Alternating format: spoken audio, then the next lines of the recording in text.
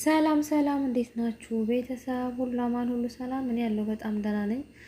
እንዴት ናችሁ? እንዴት ካረማችሁ? ዛሬም በሌላ ሾርት ቪዲዮ መጥቼላችኋለሁ። ዛሬም አበረታቱኝ ደጋግ ኢትዮጵያውያን፣ ድጋፋችሁ አይለየኝ እላለሁ። እንግዲህ ርዕሱ ላይ እንዳያችሁት ስራዬን ላሳያችሁ። ስራሽ ምንድነው ላላችሁ ነው። ስራዬ ከብዙ በጥቂቱ ይህንን ይመስላል። ቤተሰብ እንግዲህ ያው እኔ ይሄን ነው የምሰራው። ብዙ እህቶችም ይሄን ነው የሚሰሩት። ከዚህ የባሰም ብዙ ከባባድ ስራ የሚሰሩ እህቶች አሉ። የቤቱን የውጩን ማለትም ጽዳቱንም ምግቡንም ሁሉንም አሟልተው የሚሰሩ በጣም ጠንካራ እህቶች አሉ። እንቅልፍ የማይተኙ እንደው ከ3 ሰዓት ከ4 ሰዓት በላይ እንቅልፍ የሌላቸው እህቶች አሉ። ብታበረታቱን ከዚህ ባርነት ብንወጣ።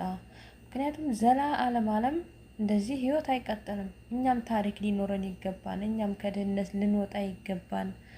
እኛም ሰው ማለት ማንንም ሰው በባርነት መልኩ ልግዛው ማለት ትንሽ አስቸጋሪ ነው፣ ከባድ ነው። ግን ደግሞ እኛ እንደ ታዳጊ ሀገሮች ነን አድገን ሌላ ከኛ የባሰ ሀገር ካለ ወደኛ መጥተው እንዲሰሩ ማድረግ እንችላለን እኮ።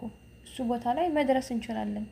እሱ ደግሞ እርግጠኛ ነኝ ደርሳን ብዬ አስባለሁ በቅርቡ። ያን ያክል እኛ ላናየው እንችላለን። የኛ ልጆች ግን ተንደላቀው ሊኖሩበት ይችላሉ። ሀገራችን አሁን ያለችበት ሁኔታ ትንሽ አሳሳቢ ቢሆንም ተስፋ የሚያስቆርጥ ነው። በነገራችን ላይ አሁን ሀገራችን ላይ ያለው ነገር ወደ ከስደት ወደ ሀገር የምንመለስበት እንትን ያለ አይመስለኝም። በጣም በብዙ ነገር ቤተሰቦቻችን ችግር ላይ ነው ያሉት። አሁን ተቸግረዋል። እርዳታ ያስፈልጋቸዋል። ምክንያቱም እነሱን እየረዳን ነው። እኛ መቼም ቢሆን የምንፈልገው ቦታ ላይ ስለማንደርስ አሁንም ባርነትን እያስፋፋን ነው ማለት ነው። እሱ ምንድነው?